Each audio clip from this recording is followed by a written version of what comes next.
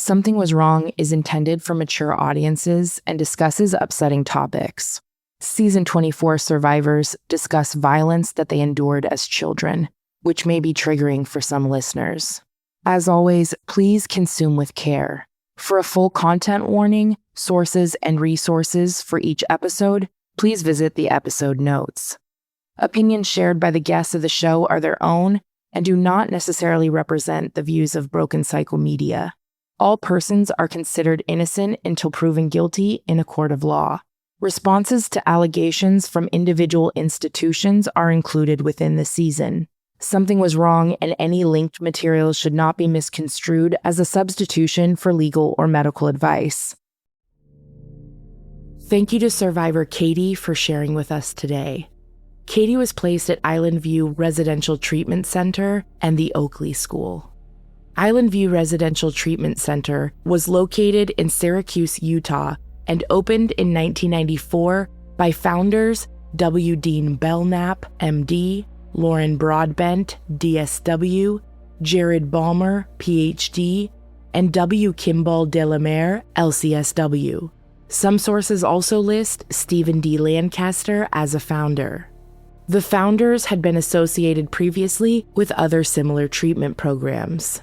In 2004, Aspen Education Group acquired Island View RTC.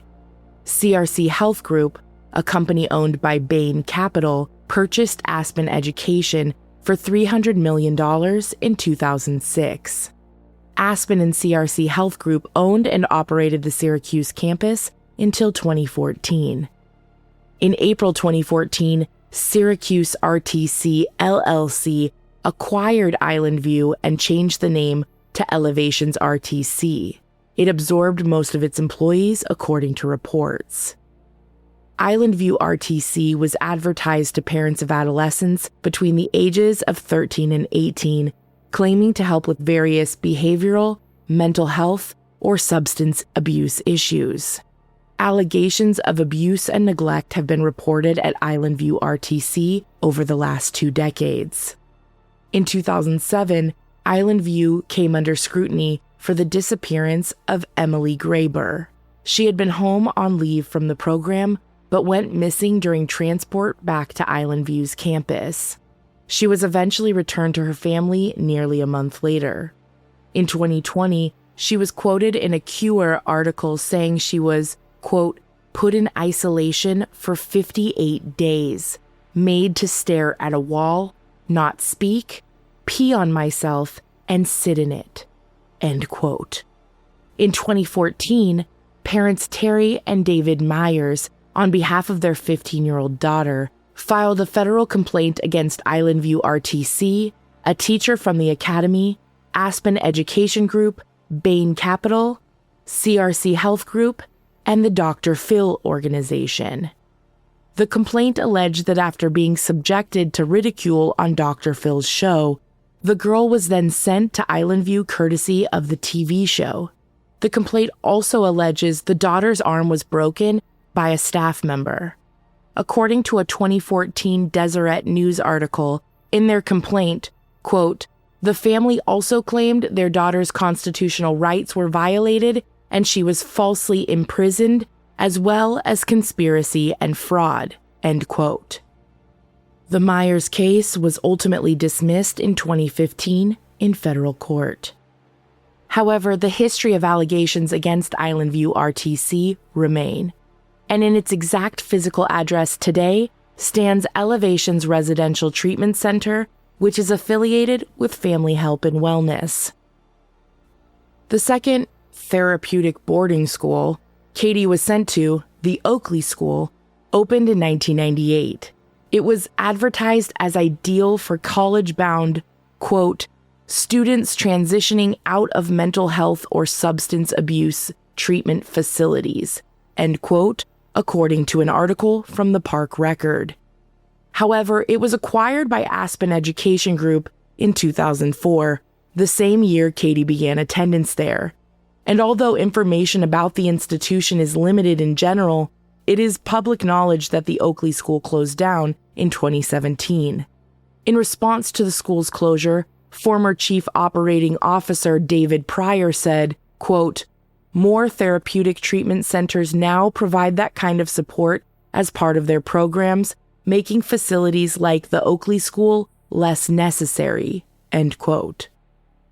We were unable to reach Aspen Education Group for comment on these allegations. I'm Tiffany Reese, and this is Something Was Wrong.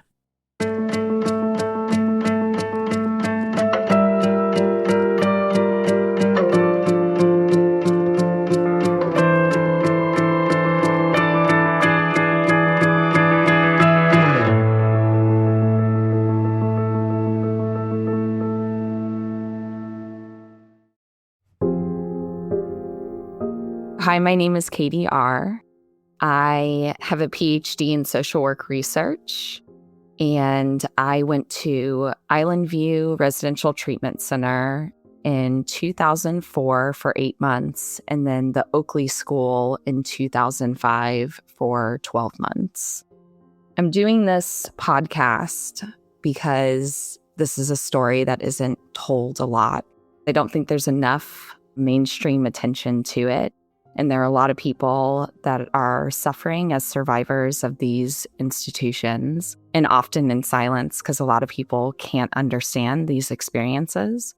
I'm also horrified that children continued to be treated this way in 2025. So it felt important to tell my story and to provide some context about why this type of treatment doesn't work from my research experience.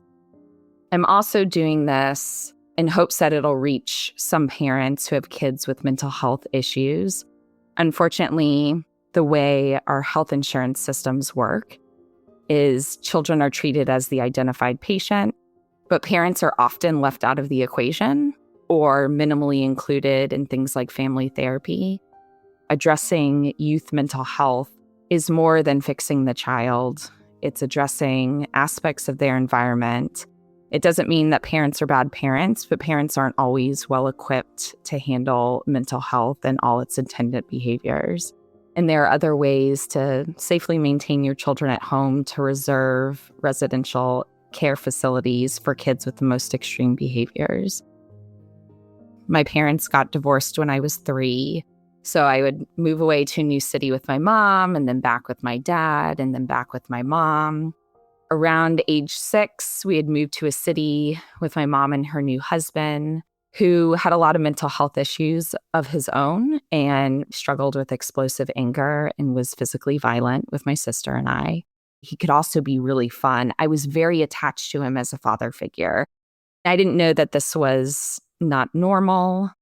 When I was 8, it hit a critical point where he had hurt my sister bad enough that my dad became aware of the abuse, and he uprooted us and moved us back to the city he lived in. From there, I was raised in a household with a dad who worked all the time, nannies who worked regular business hours. I had very low supervision. I had trouble fitting in with my peers. I wasn't bullied or anything. I just never could quite figure out who I was and where I fit. At 12, I started to experience clinically severe depression and anxiety. I found self-harm as a coping mechanism to deal with the overwhelming emotion. So I would cut in places that people couldn't see, like my shoulders and my ankles, and I would wear long sleeves and high socks because I didn't want anyone to know I was doing it. When my parents caught on, they immediately put me into individual therapy in a practice that had a psychiatrist. I was getting medication. I remember the therapist sitting me down with the diagnostic statistics manual and looking through diagnoses and asking me, do you think you fit this one, or do you think you fit that one? Mental health diagnoses just became a part of my identity. I'd always report I wasn't doing well, and he would just continue to increase the milligrams of whatever medication I was on. I was on a mood stabilizer and an antidepressant. And as the medication increased, so did my suicidal ideation. I had faith at the time in some type of higher power that I called God.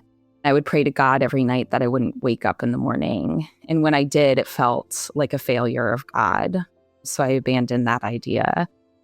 In the spring of my 8th grade year, I didn't have a ton of supervision. I was part of a crew of kids. We'd get dropped off at the movie theater to see a movie, and we'd do anything but watch a movie. I was at a friend's house, and we had snuck out late at night to meet up with some boys in a park that I had not met before, but had communicated with on AOL Instant Messenger. One of the boys brought a big bottle of vodka, and it was the first time I ever drank. I have a memory of drinking straight out of that bottle. And the next thing I knew, I woke up in a hospital. I had at some point passed out, and one of the boys we were with had raped me while I was unconscious. They had dragged me through the mud trying to figure out what to do with me. And finally, my friend called her mom, who picked us up to take me to the hospital. When I woke up in the hospital, my hair was full of leaves and mud. A nurse had asked me about whether or not I wore protection. I didn't know what she was talking about.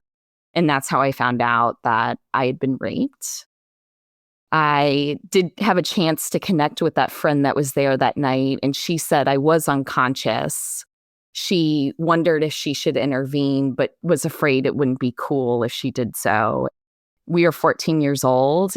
It wasn't really her job to protect me. It was the adults that should have been keeping an eye on us. So I don't hold fault for her in that regard. 3 months later, I was really depressed, and I was also feeling socially isolated. This boy that had raped me was also an ex-boyfriend of a really good friend of mine. I felt responsible because I had flirted with this kid over AOL Instant Messenger before it happened. So I had my dad drive me to my friend's house so I could sit her down and tell her what happened. And I thought she was going to be furious at me. And she just cried and held me and told me how sorry she was. It was a confusing time. I was embarrassed and I was afraid of any social backlash. I think my mom called this kid's parents. That mother was like, not my sons, never my sons. I just dove deeper into depression. I had started going out at night regularly. I was drinking in bars. I was waking up in people's lawns. I was engaging in a lot of high-risk behavior because I'd pretty much given up. And nothing about the way my parents parented me changed.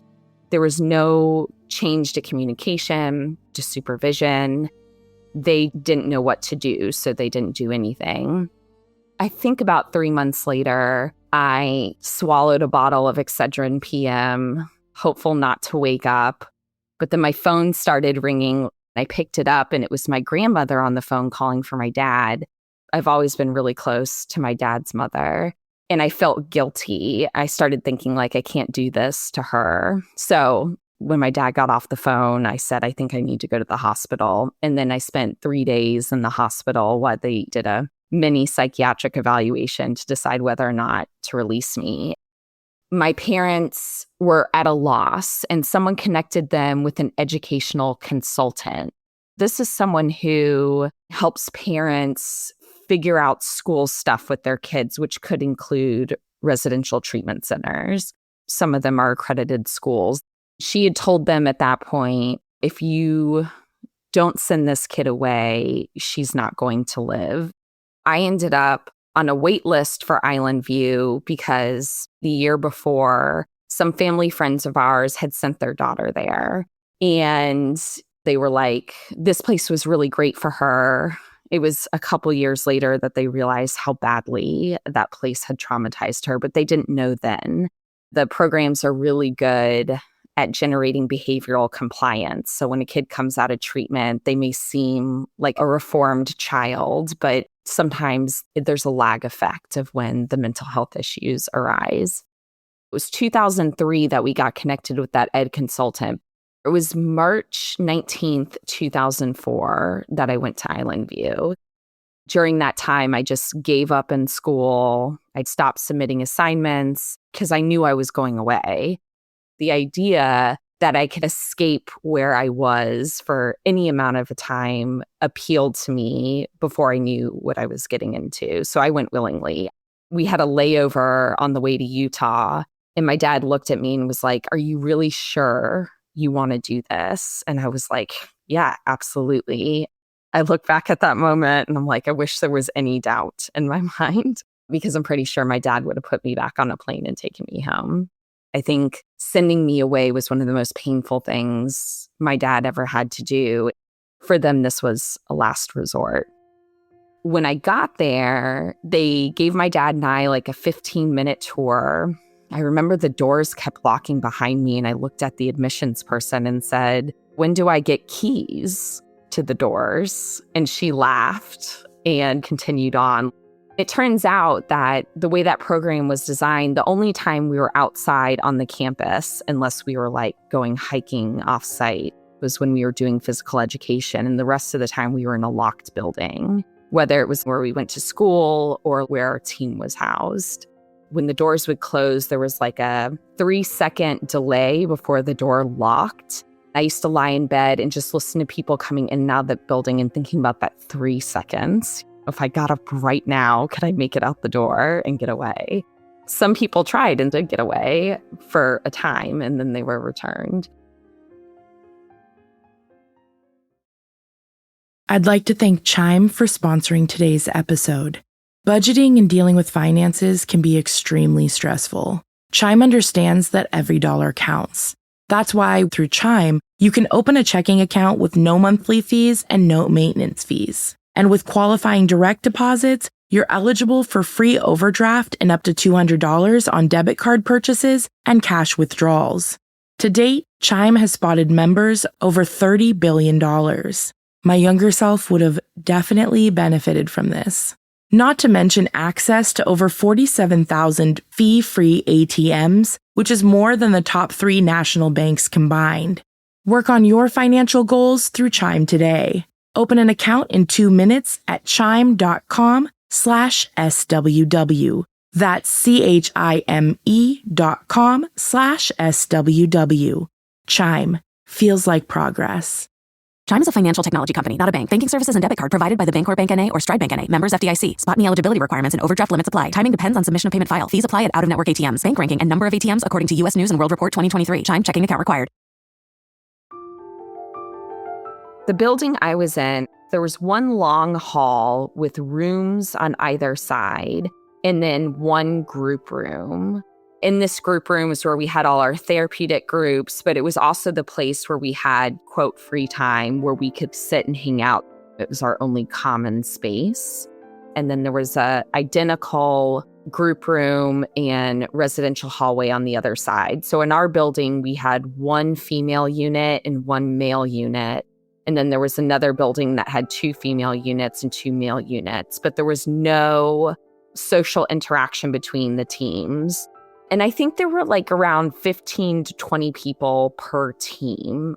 When you were walking through the hallways, you had to avert your gaze to the ground, because if you were caught making eye contact with someone on a different team, it was considered flirtatious communication, and you could get in big trouble for that.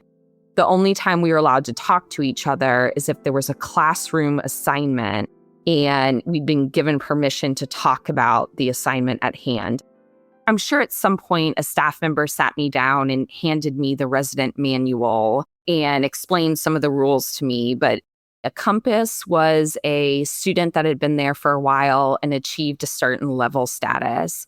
And a compy was someone that was new. So my compass was my roommate. It was her job to kind of onboard me onto the rules. Our days were very, very structured. We would get up, we had 20 minutes to straighten up our rooms to a certain standard, to shower and get ready for the day. I wouldn't say that any hygienic products were withheld from me. We couldn't have access all the time to like a razor to shave our legs. It was something we had to check out of a closet during our 20-minute hygiene window. So most people just opted not to shave their legs and armpits because there just wasn't time. The way our rooms were designed, there was 2 people per room and a bathroom between each pair of rooms. So it was 4 girls to a shower. I would say in general, the facilities were relatively clean.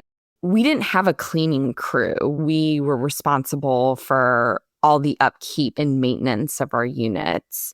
I think that was part of their overall philosophy of discipline, kind of like the military. We had like a morning group. On weekdays, we would go to school. We would have these therapeutic groups where they had a box of complaints or observations peers made of others, and they would attend to the people who had the most complaints or observations to try to correct behavior. For instance, if someone was doing too well, if they weren't having any issues, they'd be confronted on what they called fronting, where you're pretending like everything's okay, but it's not. People might get confronted on being confrontational or engaging in underground talk. Let's say two girls were overheard talking about a boy on another team that they thought was cute. That would be a cause to be confronted. Any behavior that broke from the behavioral compliance mode could be confronted in these groups. But they had these special groups called problem-solving groups. And these were groups where your team, I was on Copper team, they would pull you out of class. You had no idea who was in trouble, but you knew someone was in the shit. And they would bring you into the conference room, and a couple therapists would walk in, and some of the milieu staff, which were the house parents. They would call out one person. And once you were called out, you were not allowed to speak. You were not allowed to respond. You had to just listen. And they would go around the room and confront you. As residents, we also need to engage in confrontation. It's how we're able to gain privileges and work our way up the level system to eventually leave. When the group is over, they usually give you some time to reflect on your own, and then you go back to class. And the assumption from staff was always that there was malicious intent. You couldn't make a mistake. You couldn't be impulsive. It was always an indication of your bad character that they needed to fix. The mentality was, we're going to break you down to build you up. And there was a lot of breaking down and not a lot of building up. Even as you climbed the level ladder, there was this omnipresent fear of, I could make a mistake and I could lose everything and fall down the ladder. So it was a very fear-driven program as well. There was a delay in getting to call my dad the first time. We got 1 or 2 calls home a week for 10 minutes. All calls were monitored, and if they thought you were trying to manipulate your parents, they would end the call and remove your call privileges. I didn't know this yet, but before I got to call home, they had been prepping my dad. When she calls, she's going to tell you, this is not a good place. She doesn't belong here. We're awful. She's going to say all of these things. And if you believe her, you're enabling her behavior and her state of being, and you are prohibiting her growth. And so that first call, which I'll never forget, I was like, Dad, I don't belong here. The way they treat us isn't right. He was just conflicted. I could tell he wanted to believe me, but he had already been prepped that I would say all these things. What were the staff like that were monitoring the communication? So it was just the milieu staff that we regularly engaged with. These were like the house parents. They were the ones that were lining us up. I would say for the most part, they were young. A couple of them were college students. Some, for them, this was their full-time job. It was a spectrum of people. I don't know what qualifications they needed to have those positions, but I can't imagine they needed any type of mental health qualification to serve in those roles. But you did see a therapist. Yes, he was a provisionally licensed master's of social work. And I had a licensed chemical dependency counselor because, I had this 9-month substance use career. So I had a chemical dependency counselor, too, that I think I met with weekly. When I first got there, it was a rough landing place for me. I was pretty outspoken. I didn't have a strong will to live, but I was confident. And I had a strong personality, which resulted in a lot of confrontation. I was never subject to physical restraint. Had I showed any type of physical aggression, they would have what they called PI for me. When a resident would show any physical aggression, they would send out an intercom, like, we need a PI for, and they would call in the biggest dudes on staff that day, and they would tackle students to the ground, restrain them, and haul them off to a timeout room that they were left in until staff had decided that they had sufficiently calmed down. I think about 2 or 3 weeks in, I had started to submit. I stopped fighting because, one, I hated being confronted in a group of people. It was very uncomfortable. And I realized that if I didn't figure this out, I was going to be here forever. I had a pair of nail clippers that I had brought inside a teddy bear because I was so attached to my coping mechanism of self-harm. And I decided that I was going to give those up because I wanted to figure out how to do well to get out. When I surrendered those, they pulled my mattress out into the hallway. You had to sleep under the fluorescent lights so that the sole night staff person could watch you in the night and make sure you didn't hurt yourself. And I was pissed. I remember getting in a fight with one of the staff. She was telling me to put on my pajamas, and I was telling her she could go fuck herself. I wasn't putting on my pajamas and sleeping in a hall under fluorescent lights. From what I recall, I was just sitting on the mattress screaming at her, and she was screaming at me. And I think eventually she just gave up, and I slept in my clothes in the hallway. I think that was kind of my rock bottom. I thought I was doing the right thing by holding myself accountable. Everything they do is punishment-based. And so you try to figure out the rules and how to navigate them because you want to be on good behavior. You want to be compliant because you don't want to be the kid that's been there for 2 years. But even as you get rewarded with these level systems, there's always this increasing fear of at any time I could lose this. It was an intense environment. After that first few weeks, I started to figure it out.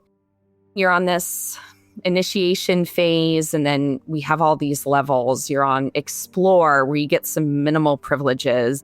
At the time, we had Walkman, and we could listen to music. You couldn't sing it out loud if it was inappropriate words, but it was one little bit of freedom you could have. And then you move on to Apply, where you might be able to go on an offsite, like a field trip.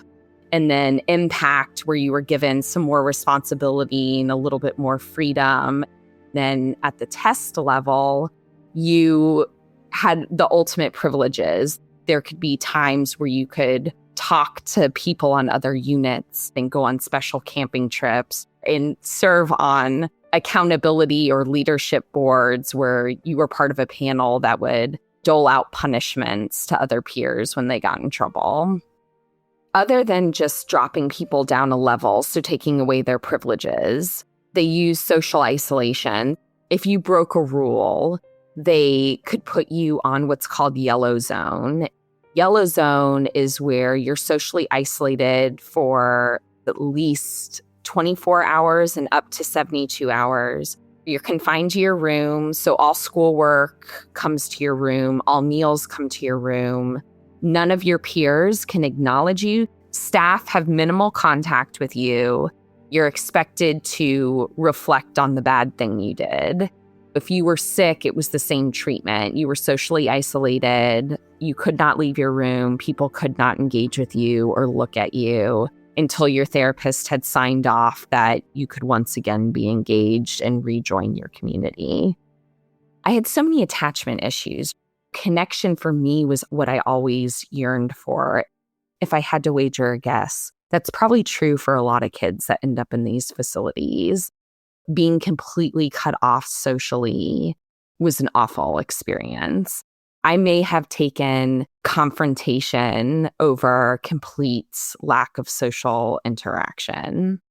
A couple of boys' units in a different building had been caught looking at a yearbook and objectifying girls in their high school class. They thought the boys needed a reality check. So my therapist thought it would be helpful to have me sit in a group room with about 40 boys my age and talk about what it was like to be raped. It was still somewhat of a recent, unprocessed event for me. And I don't remember a ton about that experience. And I remember thinking, something doesn't seem right about this. But also, I didn't have a choice. You know, if I didn't take my therapist's suggestions, I wasn't being behaviorally compliant. I was really averse to boys at this point. My therapist had also scheduled play dates between me and boys for like 10-minute card games in the evening to get me more comfortable with boys my age, which I didn't want to do. He would jokingly threat, that if I didn't do these things, then he was going to move me into a room on the boys' unit. Of course, I didn't want that. So I would do these things, but that was wildly inappropriate. You get in this place where you have to internalize the way of the program. It becomes a way of survival. I think there are some kids that are really good at faking it, doing what they need to do and getting out. I have never been a good liar. My face says everything I think and feel. So I really had to internalize this philosophy. I had to believe that they knew better than I did, that I was an inherently bad person. But if I could follow their rules, I could redeem myself. I was paralyzed by those rules. I was on sick bed in social isolation. We had very strict rules that we couldn't go into each other's rooms. It must have been during a school day or something because no one else was on the unit except for a residential staff who was in the epicenter of the building down the hall. And I heard one of the other residents across the hall from me crying and screaming. She was on yellow zone. She had somehow gotten a hold of some sharp instrument and was self-mutilating. I was on social isolation and I was afraid of breaking the rules. I couldn't flag down a staff because I wasn't allowed to speak directly to staff. And I certainly couldn't go in her room. And all I could do was sit outside her door and cry. And it was probably the most helpless I felt. Eventually, a staff member caught wind, and I think they took her for medical care. There was nothing trauma-informed or mental health-oriented about it. It was like that the whole way through. When I was there, a kid figured out a way to die by suicide. We were in our units. There were like all these frantic calls over the intercom. We heard ambulances, but we didn't know what was going on. The next day, we found out that he had hung himself in the bathroom. An hour and a half before he had hung himself, I was sitting across from him in history class. I knew what he was wearing. I could see his face. Every time I closed my eyes, I could see him. The executive leadership walked around to all the classrooms. They wanted us to know that his family knew he was going to do this, and they were just happy he did it here. At that age, at 14 years old, I remember thinking, like, something's not right about this. Why are you saying this? Why are you telling us this? And who knows what the purpose was. I don't know if it's because they were afraid we were all going to call home and tell our families, and our families were going to pull us out of there. But that was the messaging after he died. They did some immediate crisis processing with us, but I don't know that I ever really was able to process that death, especially in that situation. I still think about that kid today. It just left a mark. This place was not designed or equipped to handle mental health issues. It was designed and equipped as if it was a juvenile detention facility, which kids in juvenile detention facilities also need compassionate mental health care. Did your parents come and visit you at all while you were there? Yes. Maybe like in month 3 or 4, my parents could come out and visit around a parents' weekend. We do in-person family therapy. And then if we were on the appropriate level, we could go off-site with them for a couple hours. And so my dad, he could only take me to lunch and then return me. And then as soon as I got back, they did all the drug tests and the strip searches to make sure I wasn't using and had brought back contraband. We're sitting in the restaurant and I had to go to the bathroom, and I looked at my dad and I was like, "Can you come stand outside the bathroom?" And he was like, "Why?" I hadn't gone to the bathroom unsupervised, and I was just so afraid to be in a public bathroom by myself that somehow I was going to do something wrong and I was going to get in trouble, that my dad had to get up and stand outside the women's bathroom. 6 or 7 months in, I got to go home for 3 days. And I was so afraid to make a mistake that I didn't want to leave the house. My mom was like, "Do you want to go to the mall?" I'm like, "Absolutely not, because I'm going to run into people I know, and then there's a chance I'm going to do something wrong." So I just stayed at home for 3 days and then flew back. And I don't know if I got norovirus or something, but the first night back, things were coming out all orifices all night long in the bathroom. It was a mess. And the way they handled it is when morning shift came on, they dropped a bunch of cleaning supplies outside my bathroom and said, "Clean it up." As soon as I cleaned myself up and came out, they put me in a confrontational group to ask me what I was so nervous about. Clearly, I had done something while I was home that I'm feeling bad about and nervous about, and that's why I was so sick. And they never let it go, at least for the next few days, to the point where I started asking myself, did I do something wrong?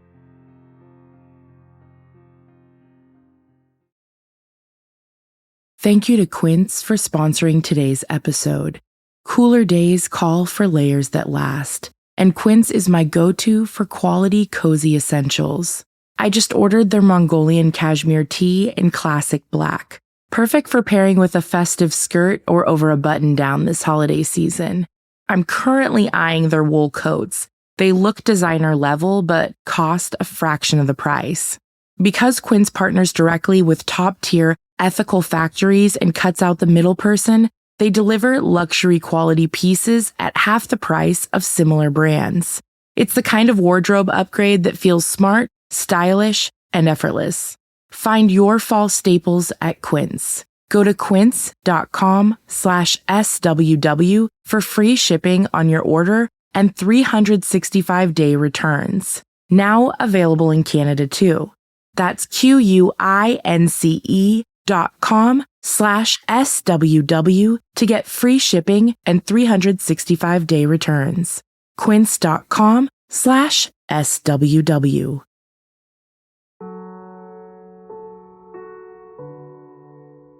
I read back on my journals, and as I was approaching 8 months, my therapist had decided that I needed to go to a step-down program called the Oakley School. I, in my journal, wrote about but he won't tell me why. I thought I was doing good. I don't understand why I have to go somewhere else. I wasn't allowed to have any input. The director of Island View had chosen a place for me, and my dad had consented to send me there, although my dad was also confused about why I couldn't come home. What they didn't explain to my dad is that the same parent company owned both treatment centers. So it was also an opportunity for them to self-refer, to continue to take money from my parents. When a resident leaves, they make something to put on the wall. And since we were the copper team, it was always a giant penny. You go around the circle and all the therapists you've worked with, you can invite staff members you like come and congratulate you and wish you well and tell you what they hope you'll continue to work on. And then you leave. I was only at Island View for 8 months. I, quote, graduated from Island View, I think on November 16th of 2004. My birthday was on the 18th, and I started Oakley on the 19th. That transition to Oakley was a wildly unhealthy experience for me as well. They wouldn't let me go home in between programs because they warned my dad that if he brought me home, I'd run, so I wouldn't have to go to the next program. I didn't know what a long-term program was. I thought it was going to be like summer camp. I was going to go for 2 months and hang out with other kids and talk to therapists, and then I was going to come home. I had no idea how long I was going to be gone. And this was a, quote, step-down program. For those of us who have no idea what that means, would you mind explaining? It's like a boarding school with therapists and really strict punishment. Kids were doing teenage things. For someone like me and others who had come out of lockdown facilities, this was really unnerving because the fear of breaking a rule was omnipresent, but everyone around you was breaking rules. So there was objectively more, quote, freedom, but the threat of severe punishment was still always there. You get caught violating a rule, you're put on social isolation. Or if you're someone who breaks a big rule or has broken rules frequently, they send you on trails where they'll wake you up at 5 a.m. and you put together some camping gear and they take you on these 3 to 7 day hikes in silence. They're grueling physically. There's no conversation. So it's social isolation on the mountain and sweating your balls off. People were terrified of trails. When you saw people going on trails, it was like watching them walking on death row. Most of these kids had already gone through a program like you, would you say? Some had gone straight there and been there for 3 years. They were going to do their whole high school career there. Some had come out of lockdown facilities. Some had come straight from wilderness. Now at Oakley, did you still have to do group therapy? And did you still see a therapist? We would go to like topic-specific groups, like there was an adoption group. I did see a therapist. I really liked my therapist a lot, but the environment was very hostile. So no matter how great the therapist, the environment that we were living in, the rules and the structure we were living under was really antagonistic to mental health care. When I first got to Oakley, for the first couple months, I didn't eat. Being in a cafeteria and being around other kids that were talking about things they weren't supposed to talk about, it was so overwhelming that I just completely stopped eating. I lost 30 or 40 pounds in the first 2 months just out of fear. I did end up getting in trouble in that environment, going on social isolation. That was one of the more painful experiences I had. I had been put on social isolation because I had admitted to my therapist that I had been secretly holding hands with my boyfriend under a couch pillow. They would have these come clean periods where they knew stuff was going on, but they didn't know what it was. So they would like separate us into small groups in different rooms. And they'd be like, we know what's happening. If you don't tell us and we find out from someone else, the punishment's going to be more severe. And they would last for days where they would keep us all separate so that we couldn't collude and we didn't know who was saying what. There wasn't a lot of protection. I found out I was going home about 9 months in. They had scheduled a graduation date for me at month 12. I was 16 when I entered Oakley, and then when I left, I think it was the day after my 17th birthday. It was almost exactly a full calendar year. I had attachments there to other residents, and I think that aspect of it was hard, but I was so ready to be with my family. I wanted to be home. I wanted to not have to live and breathe in the same place with other kids that were engaging in behavior that made me uncomfortable too. I wanted a chance to be normal. When they announced my graduation dates, there were only 2 options of a high school I could return to: the Catholic high school I had gone to, or the rival Catholic high school where my rapist went to school. So I chose to go back to my original high school. Their condition was that I could come back, but to ensure I was accountable, they had me come home for a home visit and get up in front of each of the classes and tell my story. Telling my story in treatment meant something different than telling your story outside of treatment. I disclosed all this information to all these high school kids and then returned to high school, and nobody wanted to touch me with a 10-foot pole. I think people were scared of my experience. My friends had been writing me letters, and they withheld the letters, then threw them away when I graduated. When I got home after 20 months, I didn't understand why my friends weren't talking to me, and they were like, we were writing you the whole time. I kind of had a lonely existence in high school. I reconnected with some old friends that didn't go to my high school, but there went the opportunity to be a normal kid. I would actually say some of the best teachers I had in my high school career were at Oakley. There are people that lived in this small town of Oakley, Utah, and they were incredibly passionate. And that's also the complexity of this. The institutions themselves were very harmful. The people within those institutions were not always awful people. They, like us, were asked to act in such a way that conformed with the institution, even if it went against their own values and beliefs. There also seems to be a lot of religious elements or undertones in a lot of them. Was that the case with either of the institutions you were in? Not overtly, but there are a lot of treatment centers in Utah. And I think all the staff at both centers I went to were Mormon. And there may be some religious element to the shaping of that approach. Spare the rod, not the child. There was no forcing of religion on us in our programs, but certainly religious beliefs could shape their approach to how they treat children, for sure. They want to sufficiently shame you. They want to put you in that position because then they can control you. It was so hard to see it that way until I was in my early 20s and I'd become friends with some kids in the film school at Florida State. They were making a documentary about Scared Straight where they were interviewing survivors and family members of those that didn't survive. They were reenacting scenes from these people's memories And I was watching these scenes unfold and hearing these interviews and thinking, holy shit, this is exactly what I went through. And it was the first time that I was able to see it for what it was. It was hard to come to that realization because then I also had to confront who I was in those environments that I was ashamed of too. I was kind of embarrassed about the way I felt about that experience for a long time until I started telling bits and pieces of it to friends, and their reactions were always so huge, like, holy shit, that's fucked up. That's when I started to realize how bad it was, and it was okay to see it that way.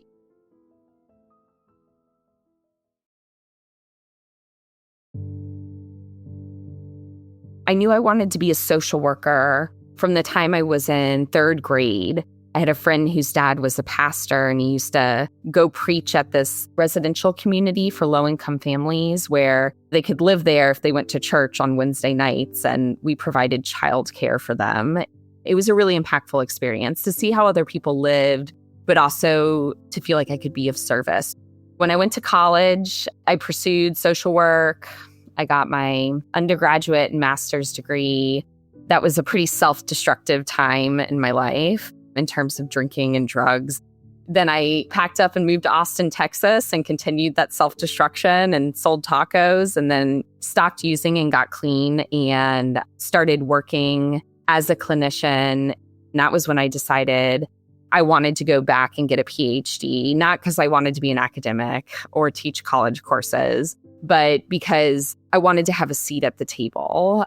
All the research I did when I was in my doctoral program was in adult male and female prisons, but my studies were always focused on kids in detention and residential settings. That's ultimately what I did my dissertation on.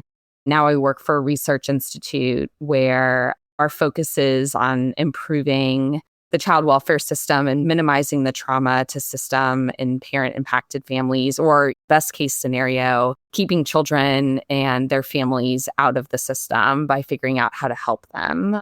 I think that's always where my passion will be, in supporting families and children so that parents aren't forced into these situations where they have to surrender their children out of desperation to programs that worsen them. It also feels important, too, to honor the memories of all the kids that I went to treatment with who died by suicide or overdosed. I think I always would have been a social worker, but whether or not I would have focused on institutional settings for kids was probably decided by my own experience. When I interview kids for research, when I interview foster parents and parents, I think that's when it really hits. It's heavy stuff. I can only handle a couple hour interviews a week, and then I got to do some self-care and separate a little bit because it's too overwhelming. My third year of my doctoral program, I was doing a whole conceptual thing about girls in detention, and my chair said to me, I know this is really personal to you. And I looked at him like, what are you talking about? I've never been in detention. He's like, you were in residential treatment. I can do research. I can describe institutional trauma for other kids. I can look at conditions. I can look at mental health issues. But when it comes to applying that knowledge to my own experience, there's this weird disconnect. It's like my experience is written in a different language that I can't read. When I read about these lawsuits, the people who sued Island View, the people who are suing Elevations, and I read other survivors' stories and they match my own, that's when I can take a breath and I'm like, okay, this really did happen. Any phase of development along the way is so fundamental to the wiring of the brain. Think about what you're going through as an adolescent. And for 20 months of my adolescence, my identity was developing around this idea that I was a fundamentally bad person who was capable of destroying the lives of all the people around me. All the issues I had with mental health and behavior were entirely attributable to a fault in my character. And I want to say that 20 years of therapy later, I've undone that wiring, but there are just some things you can't completely undo. I can catch myself when I'm engaged in negative or shame-based self-talk. I can turn that around, but it's a fundamental part of who I'll be for the rest of my life. I have a high attention to threat in my environment. So I over-attend to people's nonverbal cues. I'm very shame avoidant. I work in an academic setting. I do love teaching, but the anxiety I feel standing up in front of a room full of undergraduates, even on a Zoom meeting, is panic-inducing because I'm afraid at some point I'm going to say something wrong and the whole group is going to jump on me and they're going to know I'm a bad person. I have a deep fear of conflict. I anticipate conflict in situations where there typically isn't. Every conflict feels like it's on full volume for me. I feel a lot of shame about every role that I hold. I'll probably be in therapy for the rest of my life, which I'm okay with. The shame for you, it sounds like, has been the hardest thing to overcome. Would you say that's true? Yeah, I think it's the shame. And I think it's also the acting in a way that I was expected to that didn't feel right. It was having to confront people. I remember sitting on a review committee. I had made it to the highest level and I'd been appointed to a leadership board and we would review other residents' infractions. We had decided collectively the kid wasn't remorseful enough. So we doled out an additional several weeks of no privileges. These were the things that we were expected to do, but they were behaviors that fundamentally misaligned or offended my internal values. That aspect of it sticks with me too. Behavioral modification, social isolation, shame confrontation are nowhere in any research indicated as effective modes of treating mental health in children. You would think that was obvious, but clearly it's not because these treatment centers abound to this day. If you don't mind me asking, what is your relationship like with your parents and family today? I have a pretty good relationship with my family. My mom's a little tough to manage, but my kids are nuts about her. They love spending time with my mom. My dad learned a lot in family therapy. He learned not to lecture. I think because he was brought to his knees by sending me away, he became willing to change. He just wasn't a great kid dad, but as an adult, my dad is like my rock. I love my dad so much. He gives me the best advice. He listens really well. He never passes judgments on decisions I make, even the ones he doesn't agree with. And I'm really lucky to have a parent like that. And then I have a sister. I love her. We're the historians of each other's lives and we drive each other crazy. I definitely didn't have one of those stories where I was estranged from my family after treatment. And I'm lucky for that too. What do you feel is important for listeners to keep in mind when hearing survivors' stories, specifically of this form of institutionalized abuse? What I'd like people to think about is the mismatch between behavioral conditioning and shameful confrontation and youth mental health. These experiences are hard to describe. They're probably hard to absorb and understand if you haven't been through it. But fundamentally, if you could walk away with anything, it's just seeing how these programs are mismatched for what they're supposed to be treating. When we think about youth mental health crisis, shame and confrontation, how is that the solution to mental health? At its core, that's what I hope people walk away with being curious about. I've read a lot of survivor stories. Some of them are so much more horrific in terms of physical and sexual violence and abuse in those settings. I think what feels important about telling my story is that it is certainly not the most horrific case, but it'll reflect someone else's story and give them permission to hopefully see it as being a trauma and something that they can have compassion towards themselves for. If you could address the people who continue to own and operate these programs, what would you want them to know? I think fundamentally these folks are worried about their margins. I think they're looking for ways to control behavior in a way that's easiest for staff. And I don't think they really care, but if they were to listen, they've caused decades of harm. When I walked into those programs, they told me that I had caused harm to my family, but they've caused irreparable harm to a number of families over several decades. The only way to stop that is to change their approach to care. It's not that residential treatment centers shouldn't exist, but we have to think about who belongs in those settings and what rehabilitation actually looks like. I think there also has to be opportunities for kids to file complaints and receive investigations, because that's the problem too. A lot of what was going on in these facilities could meet criteria for child maltreatment by state definitions. But if kids' phone calls are monitored and they have no way of reaching authorities, there's no way to file or purport an allegation that would then require investigation. Part of the problem is that perhaps they don't understand the definition of child maltreatment, but children do not have opportunities to advocate for themselves in that way. When people think about kids that get sent away to residential treatment, they think these are the worst of the worst, the unruly. It's just simply not the case.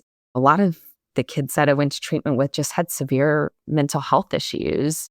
I don't think a lot of people know about these programs, which is crazy. When I talk to people, at least my age, millennials, and I'm like, yeah, I went to this place when I was a kid. They're like, what is that? I've never heard of that before, except for like maybe the one person who's seen a documentary. I'm just so grateful you're doing this. When I was pregnant with my second daughter, I was painting her nursery and I was binging the seasons you already had out. And I thought, oh my God, if anyone can tell this story, it's Tiffany Reese. So when you put out the call for this, I was like, oh my gosh, yes, this is so incredible. You are doing your part. These voices are completely silenced. And you're giving people a platform to have a voice and tell their stories in a safe place, a safety that none of us are used to. You've given us something I've needed for 20 years. The first time I met with you, I went to my therapist's office and I cried. And it was the first time I was able to cry about this experience in at least 15 years. And it was because you listened, you reflected, you gave me language to describe what I had been through. And no one had ever been able to do that for me. I just really appreciate you as a person. And I also want to appreciate that you carry the weight of hearing and holding a lot of people's stories. And there's got to be a personal cost to that. I just respect the hell out of you for it. It's an honor, and I just think you're spectacular. Thank you.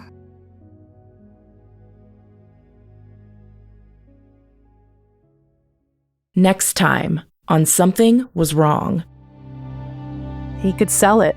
He pretended and projected that he was this therapist. He was not. Everybody looked at him like he was God.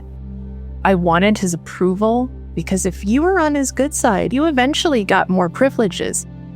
You became what we called, during my time there, Michael's kid.